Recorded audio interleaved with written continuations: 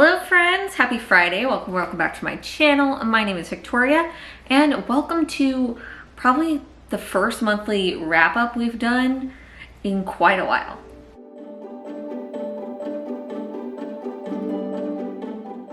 Yes, so I'm actually doing a monthly wrap up, which I did not have in my content plans because I wasn't sure how much I was going to read because the year of 2025 has been an interesting reading year.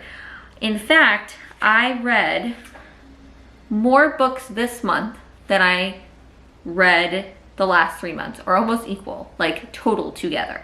So there's definitely a lot more to talk about here in the month of May than there would have been any other time this year.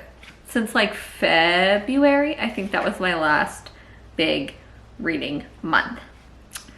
So without further ado, let's go ahead and hop in. So I'm gonna start off with our monthly wrap up page. So this is at the end of it. It is actually, as of today, when this video is coming out, May 30th. So there is one more day in the month, but I am not predicting reading anymore. So I think it's fine that we're wrapping this up here. But they have this monthly wrap up page here, as you can see. And so we're gonna start here and walk through some of our stats. So for the month of May, we read a total of, drumroll please, 10 books. That's right, 10 books. Now let me remind you of the number of books we've read since March. And you'll see what I mean by we really did the damn thing. Even February. Okay, so in February I read 3 books. In March, I read 4 books, and in April, I read 2 books. So, what did I just say? 3 plus 4 is 7, plus 2 is 9. Yes, absolutely. So I read more books in the month of May than I read since February. So I feel very accomplished about that. I definitely feel like it was a good month of just getting back into the groove of reading and wanting to read. So that was super exciting. But my ratings have been particularly low this year overall. And I think some of that has to do with the fact that I'm reading a lot more what I call like bubblegum books. If you have a better phrase for them, they're, you know, not like, they are easier to consume. They're not as plot heavy. A lot of them are romance, even romantasy, fantasy, romance. Like we aren't having to remember a lot of things, and we can kind of just go through it. They're a little more low stakes. And I would also say like the language choices in these books make it faster for me to read. They're a faster read. So I think that is kind of contributing to the ratings, because a lot of time what I call like a bubblegum book, like a bubblegum romance, I generally give them 3 stars, which means I had a good time. I read them for that purpose because I was looking for something fun and light, and I knew it'd be a fast read and I would enjoy, and then be able to move on to the next one. And because of that, my total ratings, my average rating for this month was 3.2 stars. So, you know, it is what it is. We acknowledge what is going on. My top genres for this month were fantasy and romance, which isn't a huge shocker, although I feel like a lot of times with these genres, how they're put into Storygraph, there's more overlap than I would necessarily give. They're not exactly accurate, but it's just how it's put into Storygraph. So that are the numbers that we have. And then we have contemporary romance, horror, and YA. There's also a middle grade in there, but I think they were chalking that into YA instead of middle grade. I don't know. Pages. We read quite a few pages this month, nearly got to 4,000. So the total pages read this month was 3,989 pages. And the average length of a book was 376 pages. So some pretty decent sized novels. For ways that I read 4 audiobooks this month, and I read 6 digital books. A lot of this has to do with the fact that I like to read at night, and it is a lot easier to read on my e-reader than it is to read a physical book, because then I don't have to have I have like a light here. And so a lot of times if I'm in bed reading, I would prefer to read on my e-reader. So that also really contributed to what books I was reading, because this right here, this shelf right here is my physical TBR, and there are books on here that I definitely think I will like better than the books that I read this past month, but I just couldn't be bothered to do it this month. So hopefully that will change. The next question in the Reading Journal monthly wrap up is books read from TBR. I have not made a TBR because I've been having such a hard time, so we're just gonna move on from that. I don't think I will have a TBR till July because I will be participating in Summerween. So I'll have a TBR at least for the Summerween portion, so at least we have something a little bit going on there. Series started is our next question, and I'm counting series both as companion books and series, because I do feel like some of these companion novels you would want to read the other ones to understand things. Not that you necessarily have to, but I feel like you would want to. So 5 series I started this month. I didn't finish any series, and I haven't continued any series that I started. So, you know, it is what it is.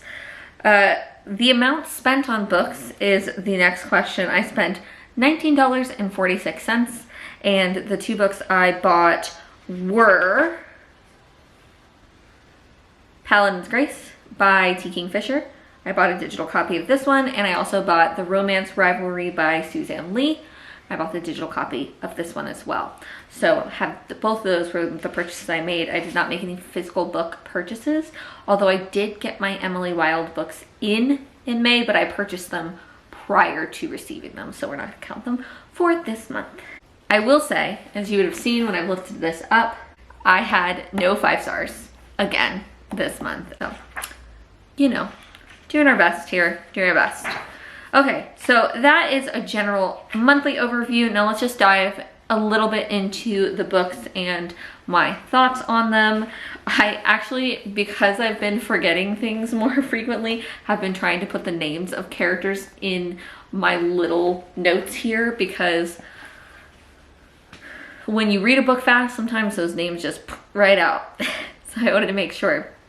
But the first book I finished in the month of May was Wooing the Witch Queen by Stephanie Burgess. This was a book I read as a digital copy. It is a companion romantasy series that started, I think it's called like The Queens of Villainy is going to be the series. So I think the second one is coming out, and they had like a epilogue that kind of gives you an idea of what the second one's going to be based on. I gave this book 3 stars, and it follows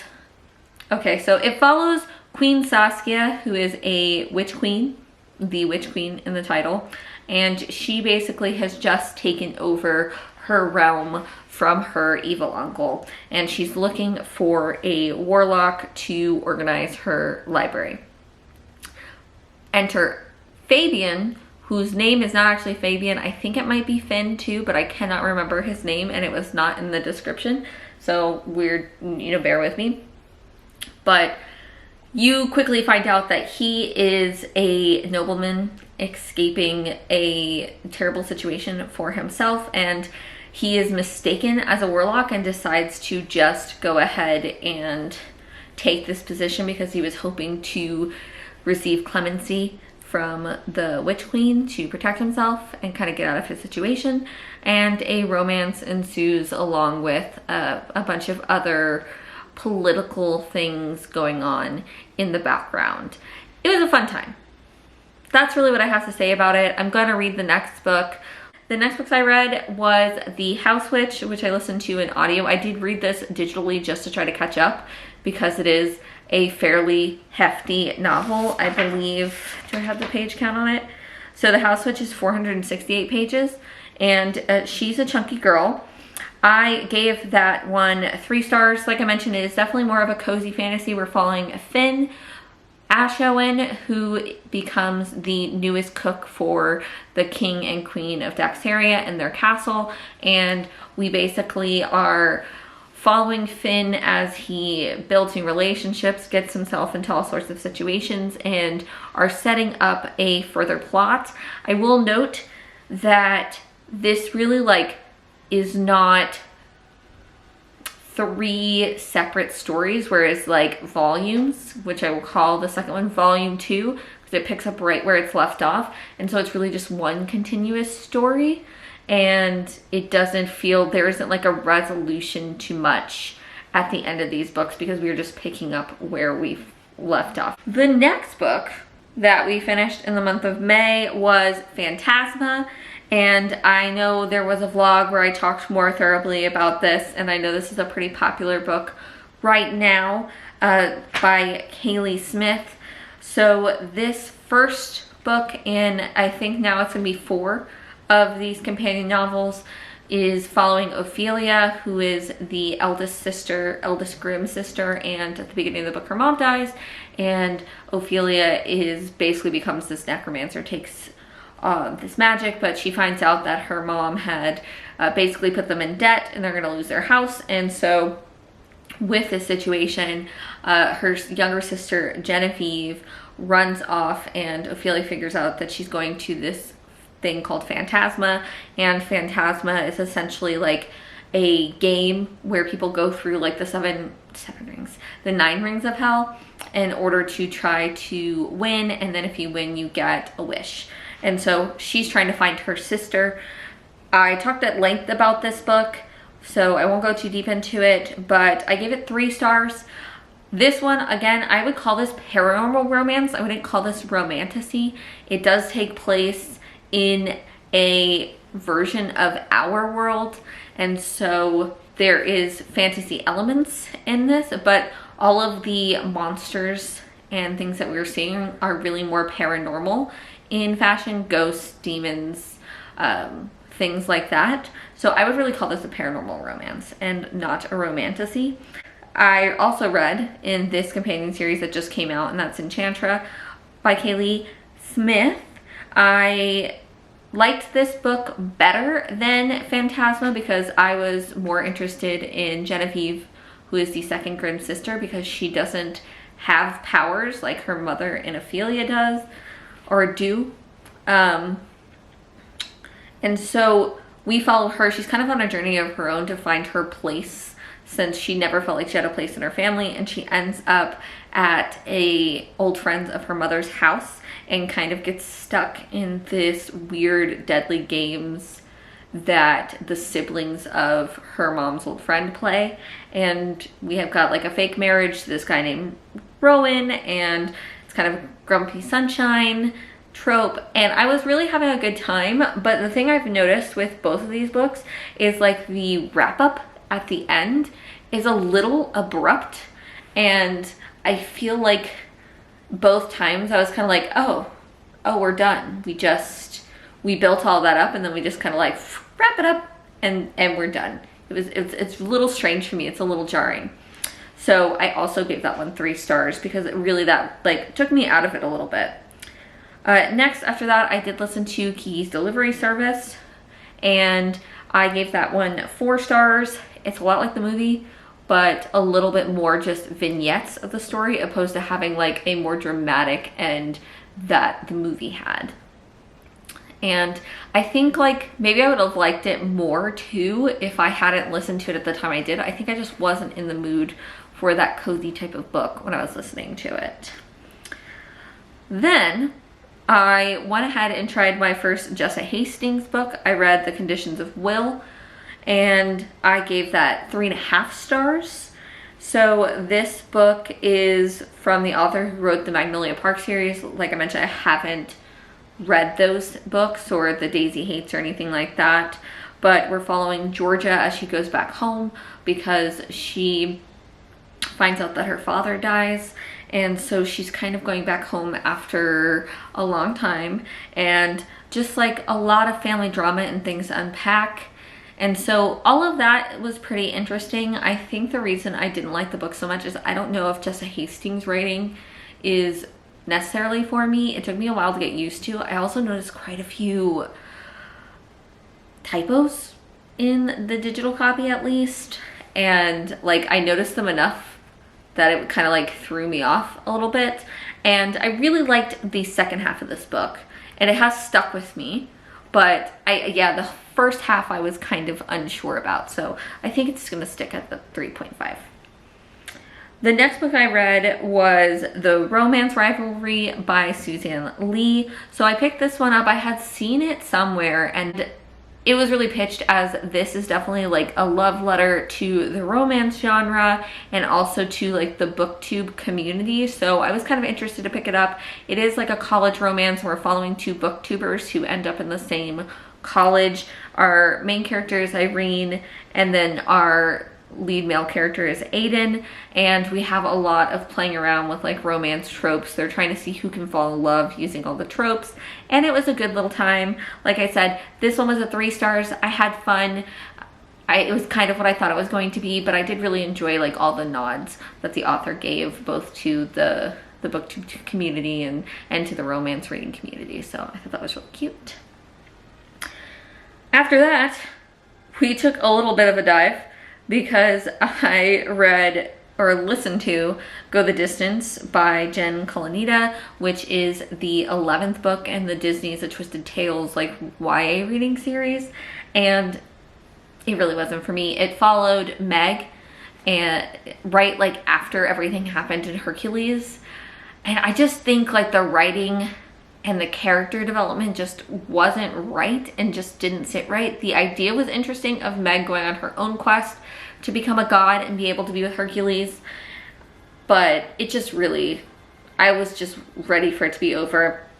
I listened to it because I was making my Hades Disney ears and thought it would be, you know, apropos to listen to this one, and Meg is my favorite Disney heroine, so I was excited for it, but it disappointed me, and that's all I can say about it.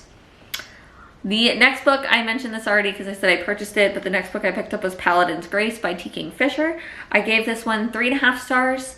This is the first book in the Saints of Steel series. There are currently 4 books in it. I'm assuming there are going to be 7 because there are 7 of these Saints of Steel paladins that were introduced to in the first book. But it is a fantasy romance, I guess romance, fantasy, romantasy series where we're following these paladins whose god died, and I think each one follows a different paladin and their different romance stories.